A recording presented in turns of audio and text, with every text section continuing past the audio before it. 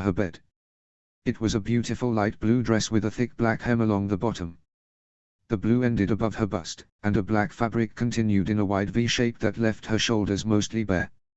A blue fabric that matched the body of the dress bound her upper arms, much like the leather straps she usually wore around them. The black sleeves billowed out from her elbows down. Another piece of black fabric sat next to the dress, along with a gold pendant with 3 swirls to represent the west wind for which she was named, the seal that would represent her chiefdom. The black belt would hang loosely around her waist, and the pendant would be used to hide the tie of the belt.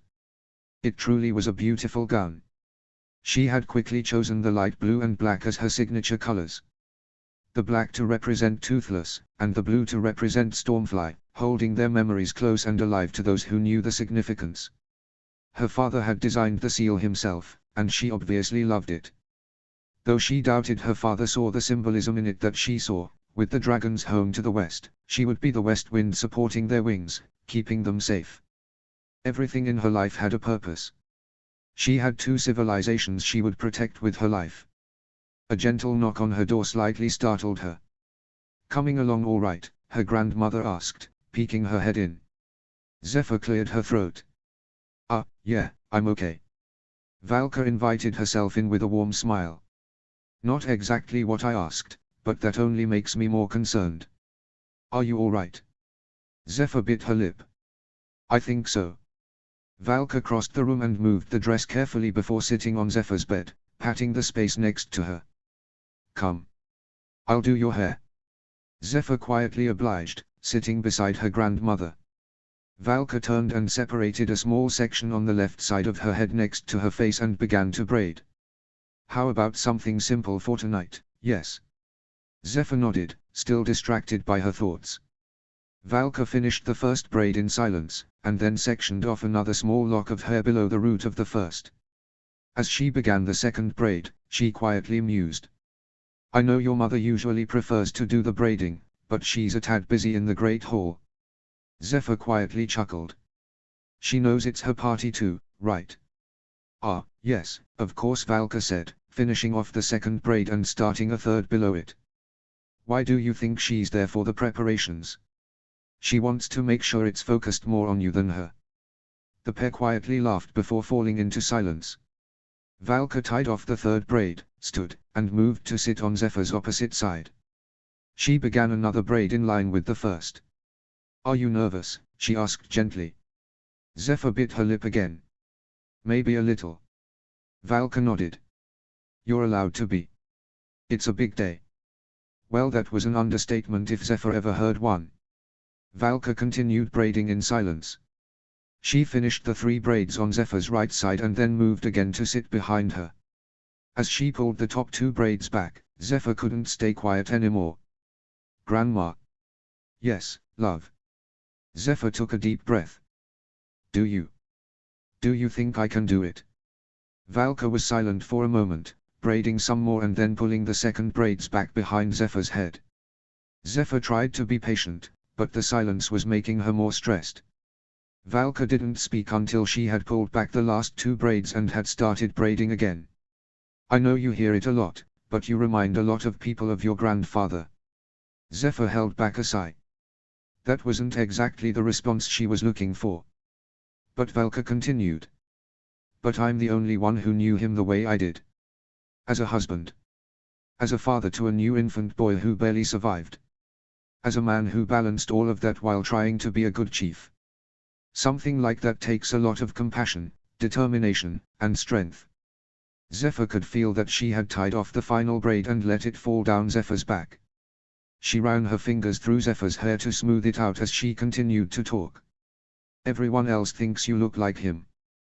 But I see so much more than that." Valka sat beside Zephyr, gently pulling her chin to make Zephyr look at her. Zephyr met her grandmother's eyes as she laid her hand against Zephyr's cheek. "You may not have led your tribe into a battle where all the odds were stacked against you, but I've seen you defend and fight for nothing against boys twice your size. You may not have given birth to a son that you weren't sure would make it to see the next full moon, but you were there to help as much as you could when nothing was early and when Spro was sick.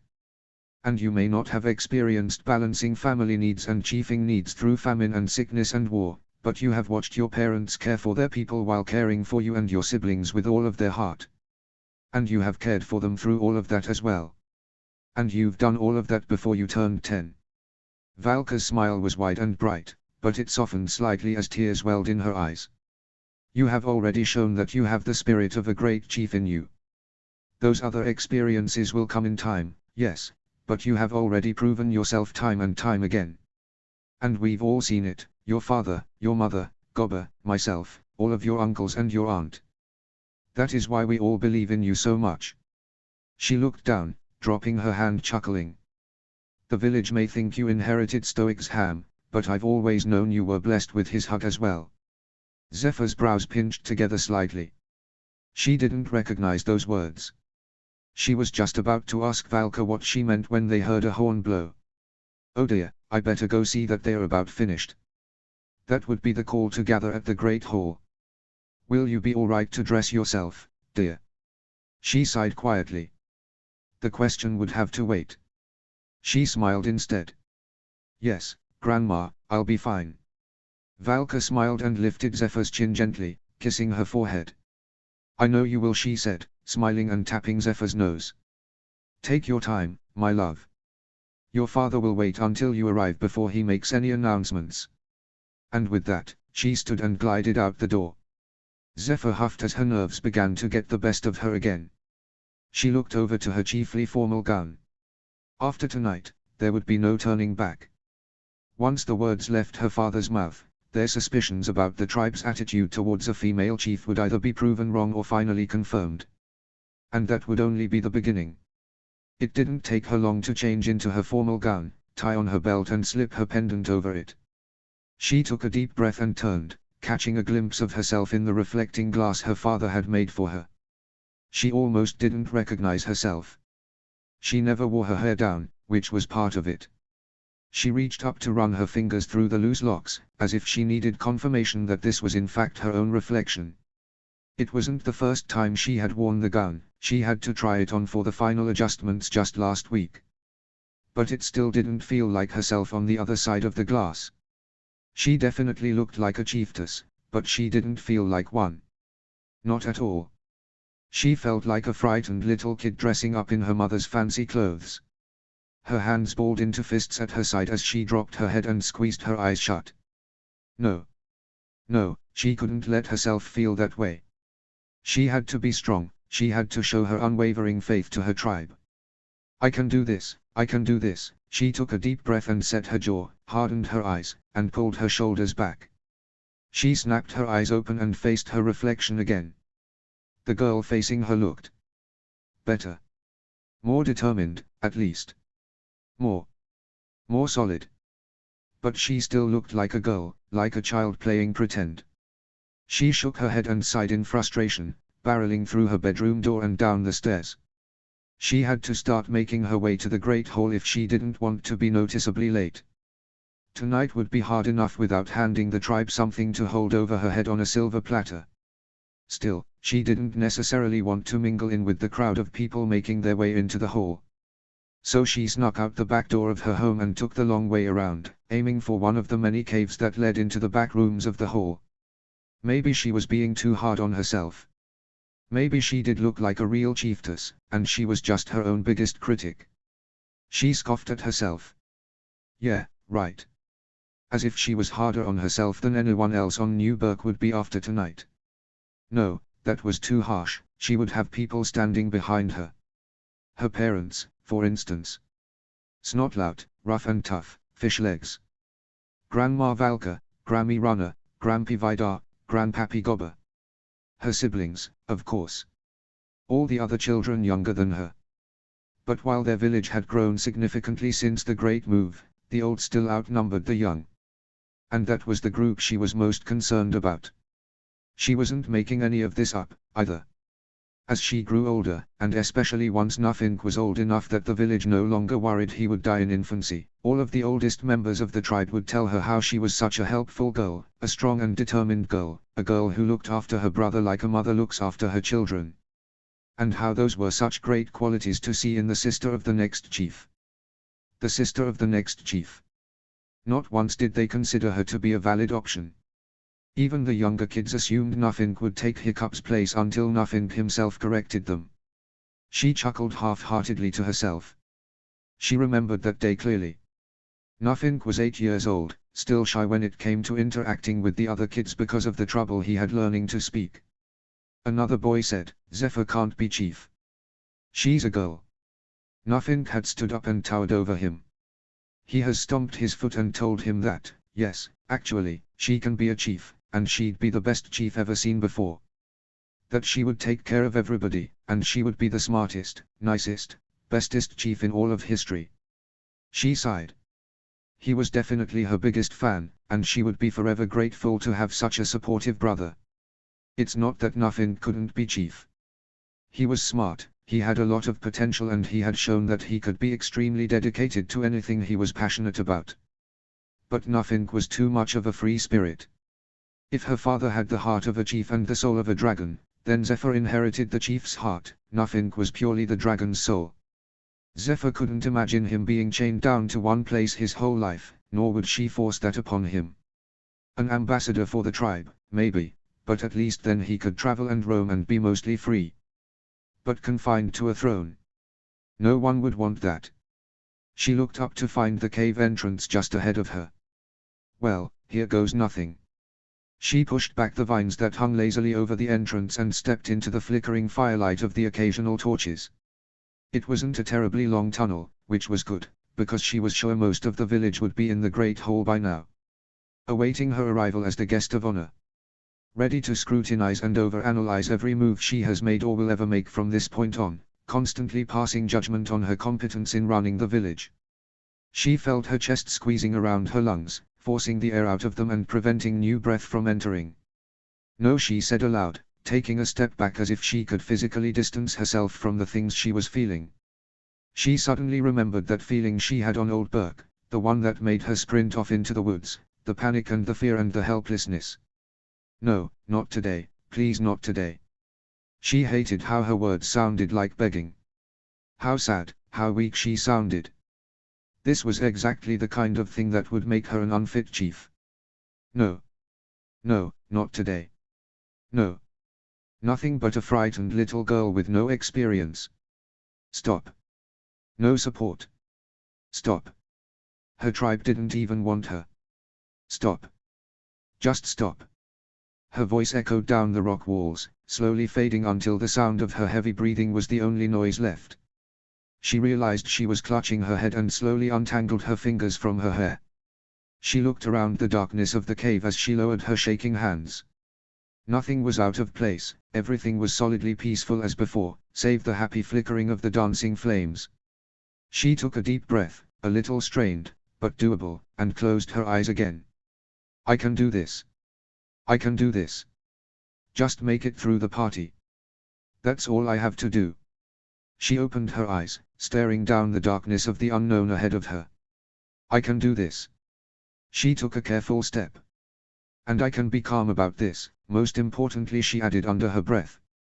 She tried to keep her breathing steady as she walked the remaining length of the cave, brushing her hair out with her fingers and trying to feel the braids to make sure she didn't pull any out.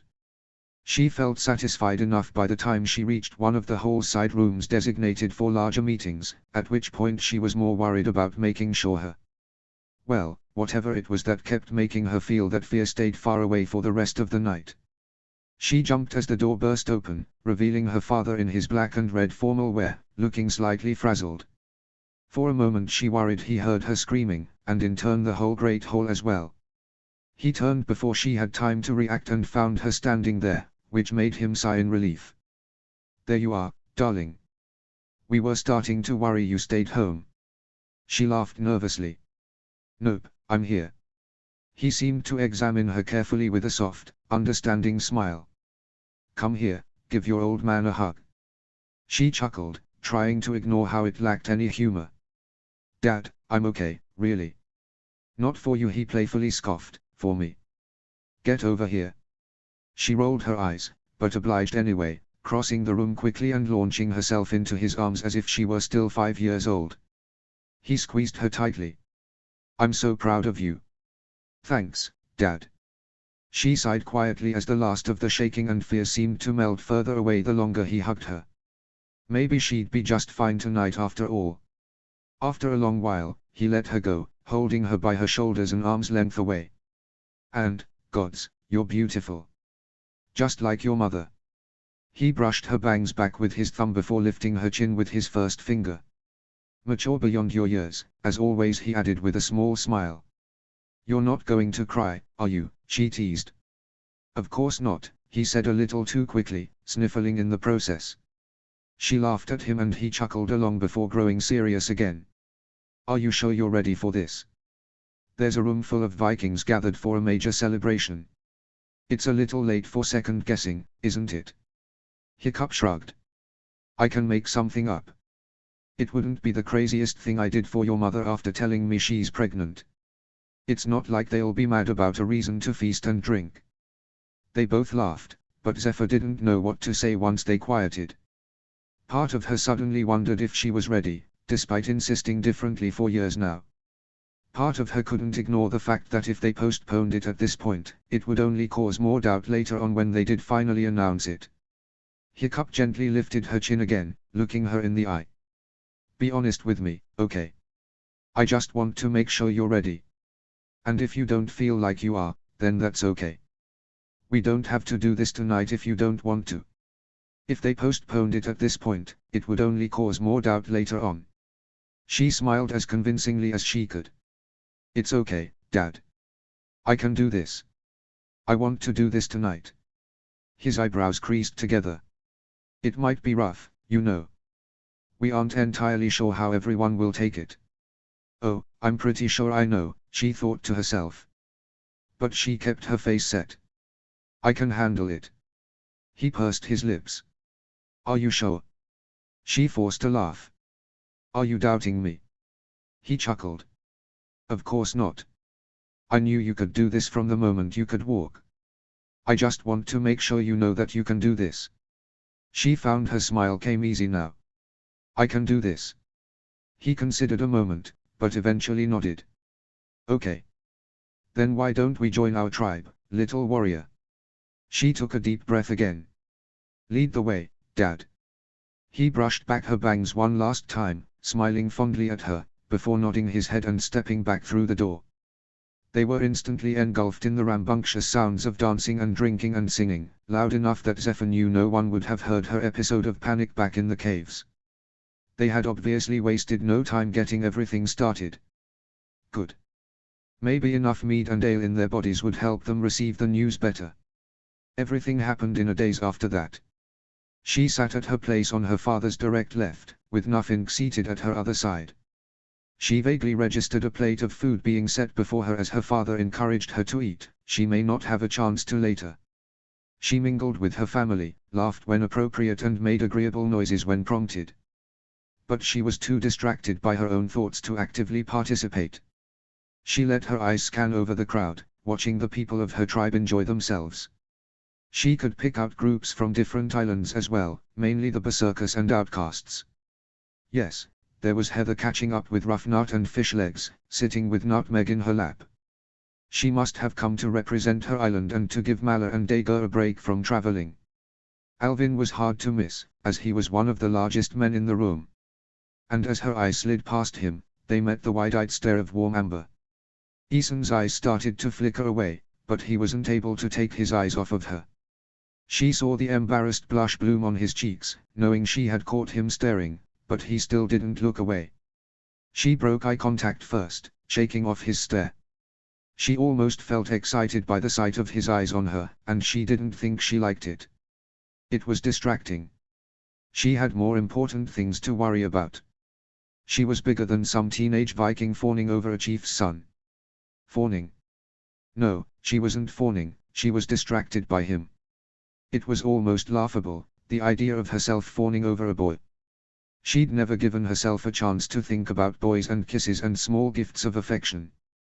When she imagined her future, she saw herself a strong and sure chiefess, but she never saw a man at her side. She never thought about marriage or children because, well, she'd never given herself a chance to think about boys. She snuck a glance back at Eason only to find him still staring at her, eyes wide and wondrous, lips slightly ajar but turned up in an admiring smile. She turned away again, but she couldn't help a small smile touching her own lips. It was kind of nice to have someone look at her like that. Hiccup turned to her then. Are you ready? The blood drained from her face instantly. But somehow she managed to smile and nod. Hiccup returned the smile and patted her hand, and then stood, calling for everyone's attention. He thanked everyone for coming, laid out reason after reason they had to celebrate in general, announced Nuffink's apprenticeship beginning in the forge, though between Nuffink and Zephyr, he was more interested in the informal alchemy apprenticeship he found himself in under Tough Nut's guidance, broke the news of their mother's unexpected pregnancy. Zephyr's heart raced. She knew what was coming next. She begged her dinner to remain in her stomach. But lastly, and certainly not least, "Zephyr, would you stand please?" She took a deep breath, but felt the vice start to grip her chest again, and suddenly all she could think about was how inconvenient it would be to lose control right now. She didn't recall stepping in front of her father, but she felt him standing squarely behind her as he reached up to squeeze her shoulders. "I know there has been a lot of speculation and talk." He continued speaking, but Zephyr couldn't hear very well around the pounding of her heart in her eyes, despite the fact that he was bellowing the words to a large room from directly behind her head. Silly to wait any longer. And so tonight. Gods, is he still talking?